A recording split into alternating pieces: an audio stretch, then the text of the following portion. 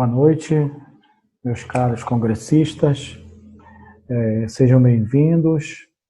Eu sou o professor Walter Guimarães, mestre em contabilidade pela Universidade de São Paulo e coordenador do curso de Ciências Contábeis da Unifamais aqui em Belém do Pará. É um prazer estar aqui com vocês e nós vamos conversar hoje no Congresso Online Pensar Contabilidade, de realização do BSSP, sobre CPC 40, Instrumentos Financeiros e Evidenciação. Bom, esse CPC ele tem como objetivos exigir que a entidade divulgue nas suas demonstrações contábeis aquilo que se permita que os usuários avaliem a significância do estudo do instrumento financeiro para a posição patrimonial e financeira e para o desempenho da entidade. A natureza e a extensão dos riscos resultantes dos instrumentos financeiros aos quais a entidade está exposta durante o período e ao fim do período contábil. E como a entidade administra esses riscos. Bom, até a edição da Lei 11.638, a legislação societária brasileira praticamente era omissa quanto ao tratamento específico de instrumentos financeiros nas demonstrações contábeis das entidades. Só a partir desse momento é que se começou a dar uma atenção maior aos instrumentos financeiros. Tá? Primeiramente com a edição do CPC 14, em 2008, que vigorou em 2008 e 2009, tá? Que foi uma maneira de introduzir, por meio de norma, o tratamento de instrumentos financeiros. Ainda não era uma norma internacional propriamente dita. A partir de 2010, foram editados os CPCs 38, 39 e 40. E, nesse momento, o CPC 14 ele foi revogado e transformado na OCPC, na orientação técnica do CPC 03, para ajudar os contadores brasileiros a entenderem essas novas regras. Bom, elas vigoraram por um tempo e em 2016 foi editado o CPC 48 e revogado o CPC 38 e o CPC 03. Então, hoje nós temos como regras, como normas que tratam de instrumentos financeiros, CPC 39, tá? Que trata de instrumentos financeiros apresentação, como apresentar, o CPC 40 que trata de evidenciação e o CPC 48 que trata mais especificamente de reconhecimento e mensuração. Esse assunto é de grande importância devido à variedade e complexidade que os instrumentos financeiros assumem no dia a dia das empresas e também pela enorme importância que eles possuem como instrumento de gestão de risco, especulação e arbitragem. Então, algumas empresas utilizam o instrumento financeiro para gerir risco, como instrumento de hedge, outras, na outra ponta, aproveitam para especular e algumas empresas utilizam como arbitragem, que é para definir mais ou menos como seria o preço desses títulos no mercado. Para que a gente possa discutir a evidenciação, a gente precisa primeiro entender o que é um instrumento financeiro. E a definição de instrumento financeiro é que ele é um contrato, ou seja, ele tem cláusulas contratuais, que dá origem a um ativo financeiro para a entidade e um passivo financeiro ou um instrumento patrimonial para outra entidade. Ou seja, uma entidade ela pode adquirir uma ação de outra empresa, ela pode vender a prazo para outra empresa, tá? Neste caso, ela vai estar entrando lá na sua demonstração contábil um instrumento financeiro, um ativo financeiro. Em contrapartida, para outra empresa pode ser gerado um passivo financeiro ou a entidade pode comprar uma ação que vai ser um instrumento patrimonial para outra entidade, mas uma ação não para ter como objetivo de controlar a outra empresa, mas apenas como instrumento de geração de caixa ou de especulação. O ativo financeiro ele é representado por caixa, ações de outras empresas, direitos a receber, ou seja, o ativo financeiro é um ativo destinado à negociação e não um bem de uso. Por isso ele é chamado de financeiro. O passivo financeiro é uma obrigação de entregar caixa, por exemplo, fornecedores, empréstimos, etc. Já o instrumento patrimonial, ele é um instrumento que não gera uma obrigação de entregar caixa. Ele é uma ação, por exemplo, uma cota, é uma debênture. Ele dá direito à participação no lucro. Pode ser um derivativo que pode ser liquidado por meio de caixa ou de ações. Os derivativos são instrumentos financeiros cujo valor deriva ou depende do preço ou do desempenho de mercado de determinado bem básico ou taxa de referência. Por exemplo, o mercado futuro do dólar é uma espécie de derivativo que tem como referência o preço de mercado à vista do dólar. Conhecido o preço à vista, as partes interessadas, a empresa e o especulador, eles vão tratar a cotação futura desse ativo. O derivativo ele possui 3 características, que são a necessidade de um investimento inicial nulo ou pequeno, muito pequeno. Tá? Ele está baseado em um ou mais itens subjacentes que não se manifestam, mas estão ocultos ou submetidos.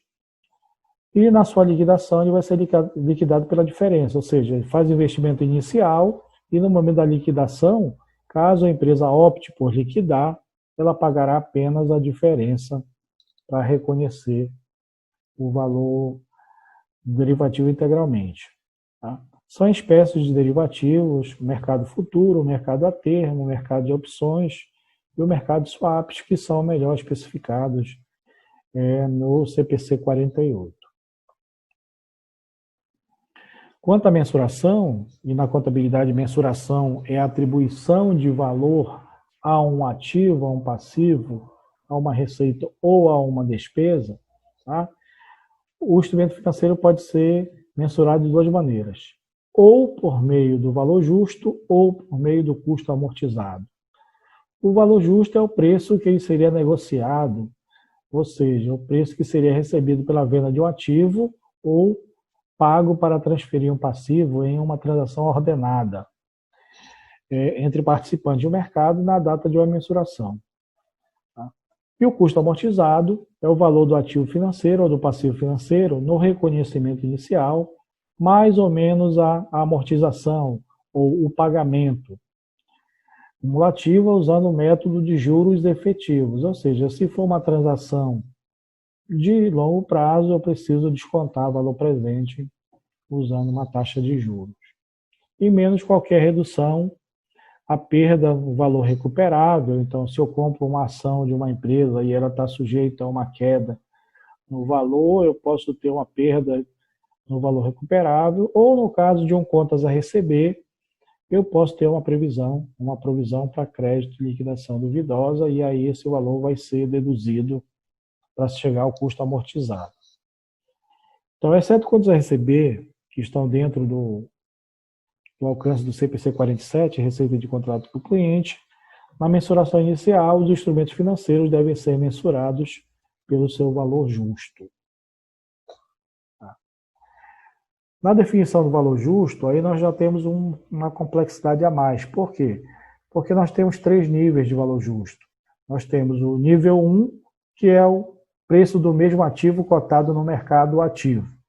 Tá? Então, eu já tenho o mesmo ativo, eu vou lá e identifico, por exemplo, eu tenho ações de uma empresa, eu vou lá na Bolsa de Valores e existe uma cotação diária para aquela ação. Tá? Mas existem casos que eu não tenho esse valor no mercado ativo. Então, eu vou ter que partir para o nível 2 ou para o nível 3. A diferença é que no nível 2, eu tenho dados observáveis e dados não observáveis, que eu vou precisar de técnicas de avaliação.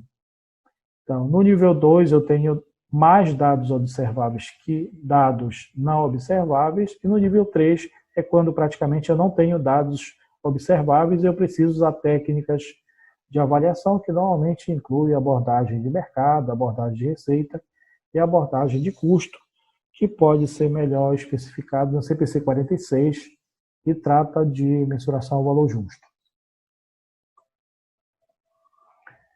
Bom, os ativos financeiros, eles se classificam em 3 categorias. Então, o ativo financeiro ele pode ser classificado na categoria de mensurado ao custo amortizado ou mensurado ao valor justo por meio do resultado, ou seja, o ganho ou a perda do valor justo vai para a demonstração do resultado do exercício, ou mensurado ao valor justo por meio de outros resultados abrangentes, ou seja, a valorização ou desvalorização de um instrumento financeiro, de um ativo financeiro, vai ser registrada na conta de ajustes de avaliação patrimonial e não no resultado do exercício.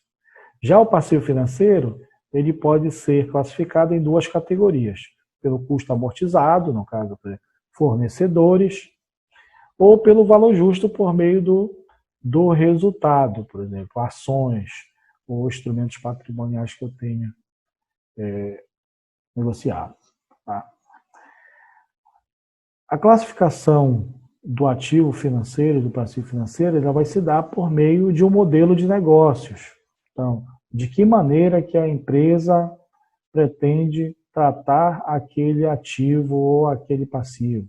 No caso do ativo, como ela pretende obter fluxo de caixa. Tá? Só lembrando que no caso do ativo financeiro, ele pode ser reclassificado entre as categorias, ou seja, eu posso ter um ativo como custo amortizado e transferido para mensurado ao valor justo por meio do resultado ou vice-versa. Tá? Já no passivo financeiro, não há a possibilidade de reclassificação. Bom, mas como é que eu defino esse modelo de negócio? Então, aqui é apresentado um fluxograma com as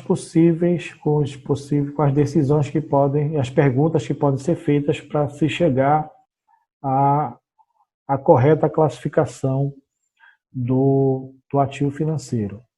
Por exemplo, se o meu modelo de negócio, ou seja, ele tem o objetivo de manter o ativo com o fim de receber fluxo de caixa, tá? E esse fluxo de caixa representa somente pagamento de principais e juros, tá? E se ele não pode ser utilizado como mensurado pelo valor justo por meio do resultado para reduzir ou eliminar um descasamento contábil, então eu vou classificá-lo como custo amortizado. Tá? Agora, se o ativo financeiro, no meu modelo de negócio, o objetivo ele é atingido pelo recebimento de fluxo de caixa, tanto pelo recebimento quanto pela venda desse ativo financeiro, tá? Então eu vou registrar como mensurado ao valor justo por meio de outros resultados abrangentes. E se essas 2 alternativas não forem atendidas, então ele vai ser registrado na categoria de mensurado ao valor justo por meio do resultado. Ou seja, a categoria de mensurado ao valor justo por meio do resultado, ela é uma exceção. Se não se enquadrar nas outras 2, aí eu a utilizo. Então, o ativo financeiro ou instrumento financeiro mensurado ao custo amortizado, ele é classificado pelo valor justo, mas normalmente o valor justo no dia da negociação é igual ao custo amortizado. Tá? Caso ele seja negociado em parcelas, eu preciso registrar pelo valor presente dos fluxos de caixa. E se tiver alguma receita ou alguma despesa, ela deve ser reconhecida no resultado. Então, aqui eu tenho um exemplo de um contas a receber, onde uma empresa ela vendeu a prazo uma máquina nas seguintes condições. Então, o preço à vista 260, o preço a prazo 300. Então, no reconhecimento inicial, eu reconheci uma duplicata a receber, que é o meu ativo financeiro, contra uma receita de vendas, pelo valor justo, que é o valor à vista. Tá? E na mensuração subsequente do custo amortizado, eu vou subtrair os recebimentos, tá? e vou reconhecer, período a período, a receita financeira. Por quê? Porque o valor final a ser recebido é de 300 mil. Tá? Então, a receita financeira vai ser reconhecida ao longo do tempo. Então, aqui eu tenho a categoria do custo amortizado, e aqui são apresentados os lançamentos contábeis, tá? Para ativo financeiro avaliado pelo custo amortizado. Bom, a segunda categoria é a de instrumento financeiro mensurado ao valor justo por meio de outros resultados abrangentes, o ORA, que na contabilidade brasileira é representado pela conta de ajuste de avaliação patrimonial. Então, o ativo financeiro, então, essa possibilidade aqui é específica para ativo financeiro, eu não posso classificar passivo financeiro por meio de outros resultados abrangentes. Então, nessa categoria, a entidade deve atender objetivos de gerar fluxo de caixa por meio de recebimento de principal mais juros ou pela venda desse ativo financeiro. Bom, os juros contratuais ou os cupons recebidos, eles devem ser reconhecidos diretamente no resultado. Mas, como ele é avaliado por meio do valor justo, o ganho ou perda do valor justo deve ser reconhecido dentro do patrimônio líquido na conta de ajuste de avaliação patrimonial. No momento do desreconhecimento, do recebimento ou da venda do ativo financeiro, esse ganho ou essa perda, inicialmente reconhecidos na conta de ajuste de avaliação patrimonial, vai ser reclassificado para o resultado do exercício.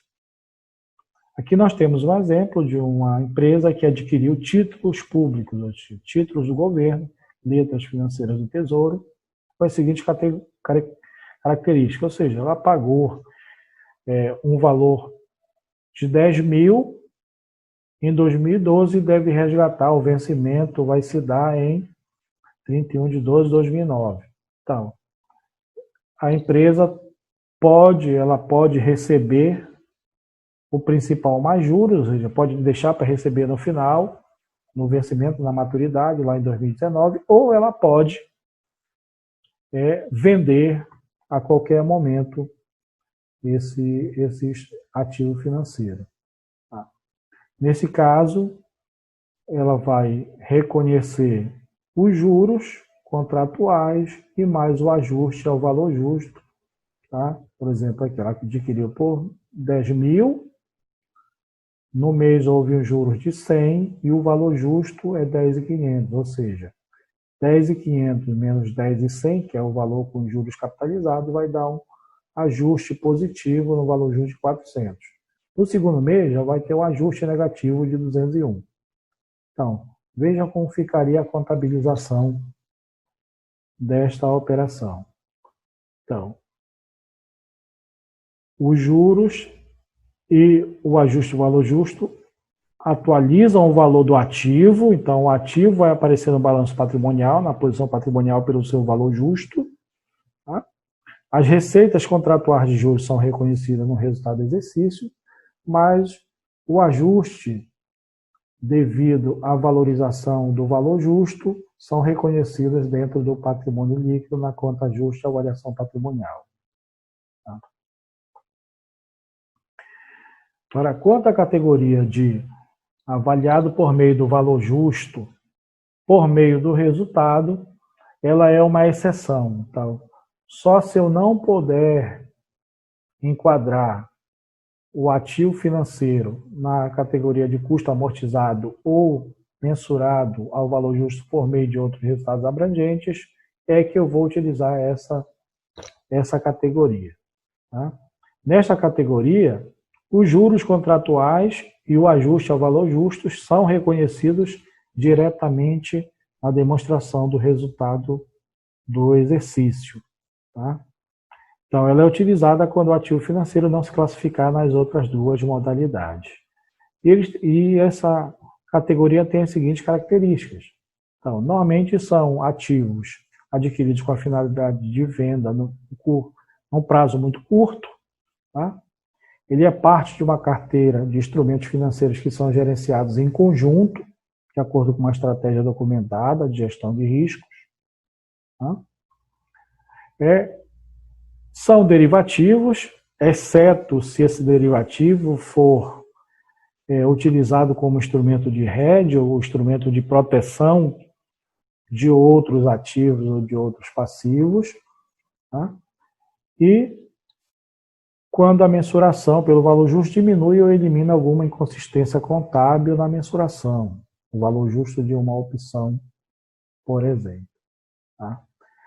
Aqui nós vamos utilizar o mesmo exercício da categoria anterior, só para mostrar a diferença entre os dois. Olha, veja.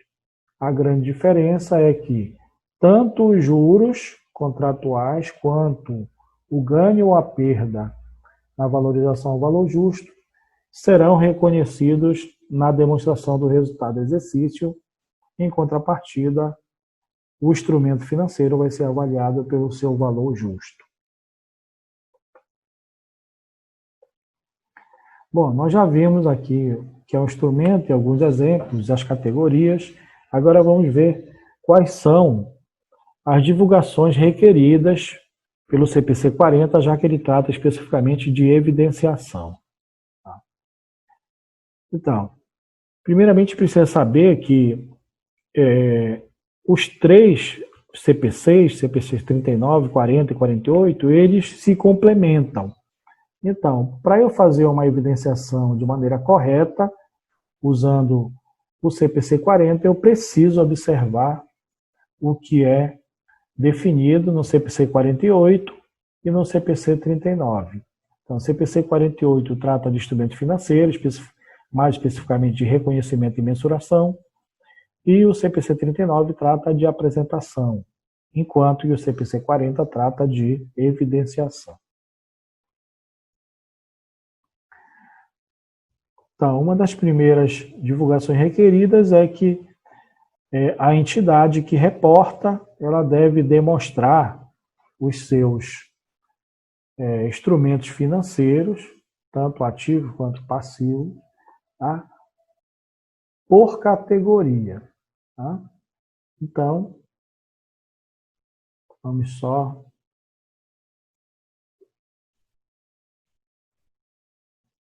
verificar. Ó. Então, eu tenho aqui ativos financeiros ao custo amortizado, tá? E eu tenho aqui ativos financeiros mensurado ao valor justo por meio do resultado. Eu tenho também os ativos financeiros mensurados ao valor justo por meio de outros resultados abrangentes. Então, essa é a primeira exigência dessa norma, que exige que os instrumentos financeiros sejam demonstrados por categoria. Bom, uma outra exigência, que é a exigência do item 8, tá? É que eu apresente algumas evidenciações quanto ao valor contábil por categoria. No caso, eu tenho que apresentar ativo financeiro, passivo financeiro e instrumento patrimonial separadamente. São exigidas algumas evidenciações. Por exemplo, no ativo financeiro, é requerido a exposição máxima ao risco de crédito no final do período. Ou seja, contas a receber, eu tenho que demonstrar qual o risco de não recebimento e caso haja esse risco, tá? Que ele ajuste o valor do contas a receber por meio da conta de provisão para devedores duvidosos. No caso de um outro instrumento financeiro, vai ser ajustado por uma provisão para perda esperada. Tá? Tem que apresentar também o montante pelo qual qualquer derivativo de crédito elimina a exposição máxima ao risco, ou seja, se eu tenho um ativo que está exposto, eu posso ter um derivativo que eu utilize ele como instrumento de proteção, instrumento de hedge, e eu tenho que mostrar de que maneira que ele reduz essa exposição. Por exemplo, eu posso ter contas a receber em dólar e existe uma incerteza muito grande quanto à cotação do dólar, então eu posso fazer um outro investimento que reduza esse risco do dólar variar bastante e eu receba menos contas a receber do que estava previsto. No caso do passivo financeiro, a mesma coisa, tem que mostrar a variação no valor justo que surgiu em função de uma alteração no risco de crédito, a diferença entre o valor contábil e a quantia que que a entidade seria obrigada a pagar, tá? E no caso do instrumento patrimonial, que investimentos e instrumentos patrimoniais foram mensurados ao valor justo por meio de outros resultados abrangentes e as razões que levaram a entidade a utilizar essa alternativa de apresentação. Outra exigência de evidenciação está no item 20, que exige que seja demonstrado o resultado obtido por meio dos instrumentos financeiros, ou seja, qual foi o impacto no resultado do período, no resultado abrangente, ou seja, na demonstração do resultado abrangente e na demonstração do resultado do exercício, quanto a ganhos ou perdas líquidas de instrumentos financeiros, receitas e despesas totais de juros e ganhos ou perdas na demonstração do resultado abrangente no desreconhecimento de um ativo financeiro mensurado ao custo amortizado. Aqui nós temos um exemplo do Banco do Brasil, ele demonstrando em sua demonstração do resultado o ganho ou perda sobre instrumentos financeiros mensurados ao valor justo por meio do resultado, ao valor justo por meio de outros resultados abrangentes.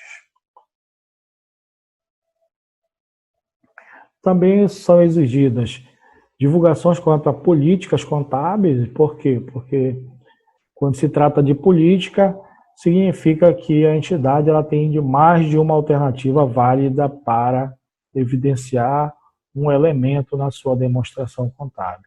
Então, ela precisa dizer qual a política que ela está utilizando. Então, quando o instrumento financeiro derivativo é contratado com o objetivo de proteger a empresa de variação de fluxo de caixa, como a gente viu no caso do contas a receber em dólar, ou risco na alteração do câmbio do dólar, por exemplo, ou risco na variação do preço de commodities, então a empresa ela usa um derivativo com a finalidade de hedging, de proteção. Quando ela fizer isso, ela precisa divulgar a estratégia de gerenciamento, como as atividades de hedging da entidade podem afetar o valor, quanto à época e a incerteza do seu fluxo de caixa futuro, o efeito que a contabilização do hedge deve ter no balanço patrimonial e na demonstração do resultado abrangente e na demonstração das mutações do patrimônio líquido, a descrição de cada tipo de hedge e o seu valor justo, bem como a natureza do risco que está sendo objeto do hedge. Tá? Falando em valor justo, então, a entidade deve divulgar também como ela chegou, como ela definiu o valor justo de cada ativo ou de cada passivo financeiro. Tá? Existem alguns casos em que a entidade ela não reconhece um ganho ou uma perda no reconhecimento inicial do ativo ou do passivo, porque o valor justo ele não é cotado, ele não é de nível 1. Tá? Nesse caso, ela precisa divulgar na sua política contábil em que momento que ela vai reconhecer. Então, porque em algum momento ela deverá reconhecer. Tá? Deve divulgar também qual a diferença que não foi reconhecida e o motivo pelo qual ela concluiu que ela não tinha a melhor evidência do valor justo, tá? Incluindo a descrição dessas evidências que sustentam o valor justo. Aqui nós temos alguns exemplos. Um instrumento financeiro, tá? Demonstrado e, em seguida, uma nota explicativa mostrando como se chegou ao valor justo, tá? E quais são as políticas utilizadas na definição desse valor justo. Vejam que aqui a empresa classificou um ativo financeiro como de nível 1, ou seja, ela pressupõe, ela provou que esse ativo tem preços cotados em mercados ativos para ativos idênticos. Tá? O item 33, ele exige algumas divulgações qualitativas.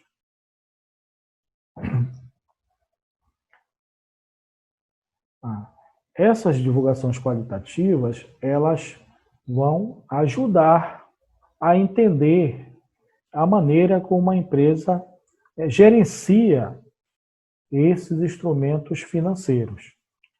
Ou seja, ela vai divulgar as suas políticas, ela vai divulgar detalhes, não necessariamente vão ter números, tá?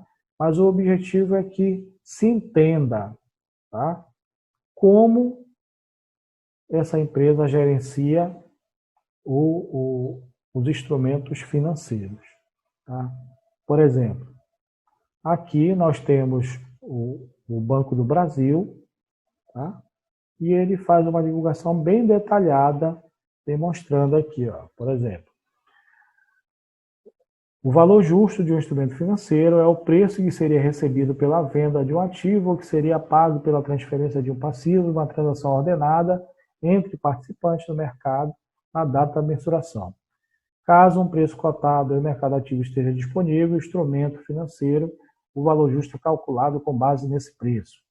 Na ausência de mercado ativo para o instrumento financeiro, o seu valor justo é calculado com base em uma estimativa, objetivando uma avaliação justa, equânime dos instrumentos financeiros.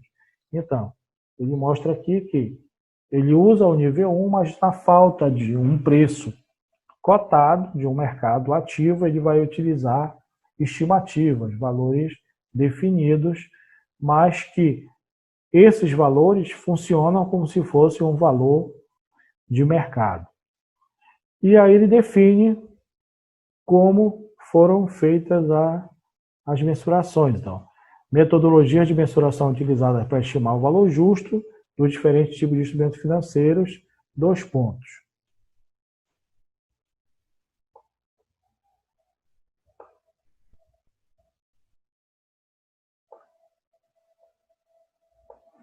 Então, veja como ele definiu. Caixa e depósitos bancários. Então, os valores contábeis apresentados no balanço patrimonial consolidado na rubrica Caixa e Depósitos Bancários equivalem a ativos de alta liquidez. Dessa forma, o valor contábil representa o valor justo. Então, caixa é caixa, dinheiro é dinheiro. O valor que está lá é o valor justo. Depósito compulsório. Depósito compulsório do Banco Central do Brasil, ou seja, depósitos que o banco tenha depositado no Banco Central como garantia, são valores contábeis apresentados no balanço patrimonial consolidado do grupo Depósitos Compulsórios do Banco do Brasil, equivalem aproximadamente aos seus valores justos, ou seja, não há perda de valor nesses depósitos. Empréstimos de instituições financeiras, o valor justo dos empréstimos, das instituições e das aplicações com taxas pré-fixadas foi determinado mediante desconto de fluxo de caixa estimado. Então, foi feito um empréstimo para outras instituições financeiras com uma taxa de juros que representa o valor justo desse tipo de ativo. Então, aqui foram feitas divulgações que fazem com que o usuário da informação contábil compreenda como se chega ao valor justo. Então, a metodologia é bem especificada.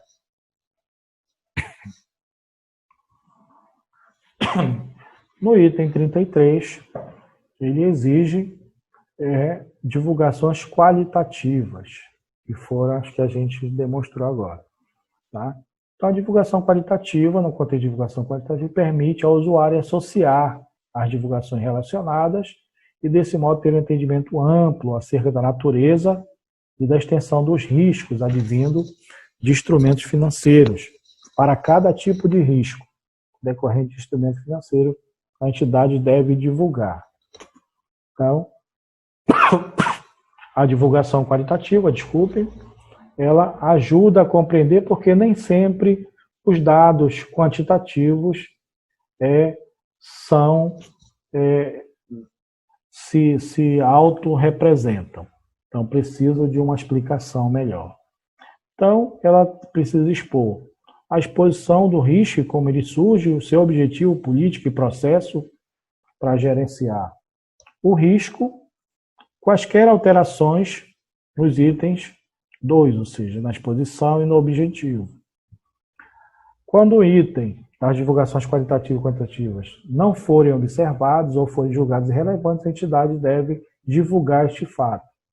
Então, a entidade pode entender que não há uma alteração significativa, mas ela não deve ficar omissa, ela deve se manifestar. Então, foi feita uma análise, se chegou à conclusão de que não há divulgação quanto a fatos relevantes que alterem a exposição e como surge o risco e quanto aos objetivos da empresa. O item 34 exige divulgações quantitativas para cada tipo de risco decorrente de instrumento financeiro. Ela deve divulgar o sumário de dados quantitativos sobre a sua exposição ao risco ao término de cada período. Então, ela deve documentar e demonstrar de maneira organizada os dados quantitativos. As concentrações de risco, se não forem evidentes a partir de divulgações feitas. Se os dados quantitativos divulgados ao término do exercício de reporte não forem representativos da exposição ao risco da entidade durante o período, a entidade deve fornecer informações adicionais que sejam representativas. Então, de qualquer jeito, deve ficar claro para o usuário da informação contábil. Os itens 36, 39 e 40, eles tratam dos tipos de riscos. E a norma ela elenca 3 tipos de riscos principais, que são o risco de crédito, ou seja, o risco de que a entidade não receba um ativo financeiro no todo ou em parte. Tá? Então, para todos os instrumentos financeiros, a entidade deve divulgar por classe de instrumento o montante que melhor representa a sua exposição máxima ao risco, a descrição da garantia mantida e o instrumento de melhoria do crédito. Ou seja, ela deve divulgar o montante que deve receber, ajustado por provisão para crédito de liquidação duvidosa ou provisão de valor esperado, e caso ela tenha um instrumento de hedge, tá? Qual a garantia e qual a eficácia desse instrumento. Quanto ao risco de liquidez, que já é o risco de não pagamento. Então, qual o risco de que uma empresa não pague determinada dívida a um banco ou a um fornecedor, por exemplo. Tá? Então, deve ser feita uma análise dos vencimentos dos passivos, uma análise dos vencimentos dos derivativos passivos e uma descrição de como ela administra o risco de liquidez. Tá? Existem casos em que a empresa pode solicitar empréstimos vinculados a algumas obrigações, por exemplo, ela tem um empréstimo de longo prazo, mas ela tem que alcançar uma liquidez corrente de 1,5% ou uma índice de rentabilidade de 15%. Se ela não atingir, automaticamente aquela dívida de longo prazo passa a ser de curto prazo. Então tem que mostrar qual o risco de não cumprir. E os riscos de mercados, principalmente a variáveis como juro, câmbio e etc. Então, precisa ser feita uma análise de sensibilidade para riscos. Aqui no Banco do Brasil, a gente tem um exemplo bem claro, em 2019, na sua divulgação de análise de sensibilidade. Então, leve em consideração, ela faz análise de sensibilidade, uma análise do valor em risco e um teste de estresse. Tá? Bom, eu gostaria de agradecer a todos vocês, espero que esse trabalho contribua para o conhecimento, pois é de extrema importância a evidenciação. Por quê? Porque uma empresa, ela é um conjunto de contratos. A empresa ela precisa de ativos, ela precisa de recursos e para isso ela vai buscar com os fornecedores de capitais, que são os investidores, os emprestadores e os fornecedores. Então, essas pessoas precisam saber o risco que elas estão correndo ao fornecer capital para a empresa. Então, os gestores precisam administrar de maneira adequada esses ativos para que eles atinjam os seus objetivos. Então, eu não posso ter um ativo em risco e não fazer nada para protegê-lo. Então, se eu vendo para o exterior ou se eu compro para o exterior, eu sei que eu tenho um risco do dólar disparar, como está acontecendo agora.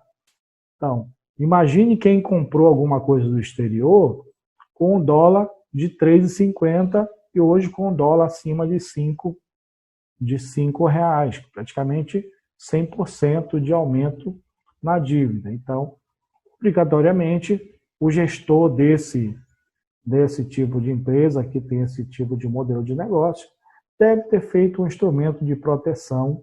Caso contrário, isso vai pesar na avaliação que o investidor externo fará da sua gestão. Então, uma entidade é um conjunto de contratos onde uns fornecem recursos na expectativa de receber algo em troca. E a contabilidade tem a função de evidenciar para o usuário externo, principalmente, se o que ele está recebendo é proporcional àquilo que ele forneceu de recursos. Por quê? Porque se houver